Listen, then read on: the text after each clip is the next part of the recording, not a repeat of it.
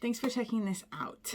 I have recorded a couple of videos rambling about Tamara Pierce and a couple of her books and some of the cover art of those books. I still stand by what I said, but I have what I want to say here sort of in response to a couple of the points that I made in my earlier videos. So I've been going on about Tamara Pierce and her novels, or particularly her novels in the Tortall and Emmeline series, or worlds, fantasy worlds.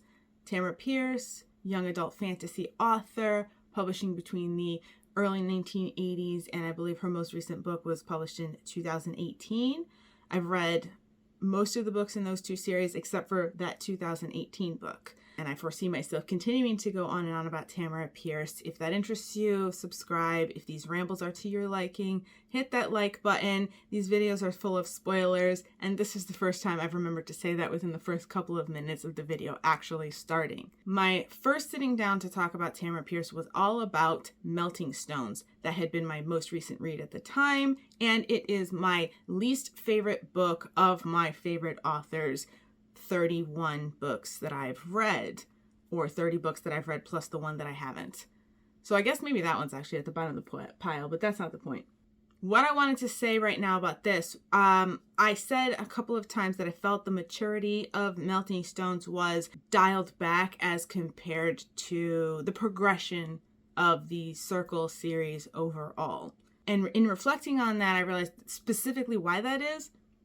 Sandry, Briar, Daja, and Triss are the main characters of the prior two quartets and the book that came out before this one, The Will of the Empress. When they are 14, they've already been accredited mages since they were 13. So, although not necessarily considered adult, as far as their magic and their control of their magic is concerned, and their responsibilities to magic and other magic users, they were adult in that capacity at 14 when their second quartet series takes place. And throughout that quartet, each of them acquires a student. Briar meets Evvy. Evvy is 14 in this book. Evvy is not an accredited mage. No one has that expectation of her for her to have that level of mastery over her magic at this point. And that's reflected in the story. She doesn't have a student, so she doesn't have that element of having to demonstrate being mature, being the knowledgeable one. It's flat stated by Rosethorn at one point in this book that when Evvy was supposed to be learning how to be a human with other people, she was simply scraping to survive because she had essentially been abandoned at that point, age 6, until Briar found her when she was 9 or 10 years old. So I just wanted to elaborate that point, that I think that specifically might be why Evvy's maturity seems dialed back compared to the other books, is simply because she doesn't have a student to prove herself with, whereas the other 4 main characters did. Melting Stones. And so the last time I sat down to talk about Tamara Pierce, my topic specifically was the covers, some that I had, some what I liked, and my problem essentially with the run of covers that you find for Tamara Pierce now, because I mostly feel like they don't well represent the story that's on the inside. They're less elaborate, they seem less invested than a lot of the cover art that came before, as I sort of picked out the year before 2003. I didn't say in that video, and I really ought to have, I know a big factor in that was book sales going online. And when you're looking at a cover on a monitor, it's a small thumbnail, so you just need simple, clear images, consistent color schemes to make it a little bit easier on the browsing person while still trying to get their attention. I understand that was an element in that transition. I still feel the way I feel about the art that became representative of Tamara Pierce as opposed to what it was before, and how I feel about that Photoshop transition that was in there too. But I just needed to acknowledge that. So that was point 2. Point 3. The Will of the Empress. So I don't like this cover, and that's what I said, and that drove a lot of my energy in the video I sat down to record before this one. when I was rewatching it to see what I said about it, I also I listened to what I asked myself, which is, what would you get from this? And my brain started answering it, and I realized this cover isn't as bad as I felt when I was talking about it a couple weeks ago. If you look at the run of cover arts before 2003, they are detailed illustrations that encapsulate something about the story.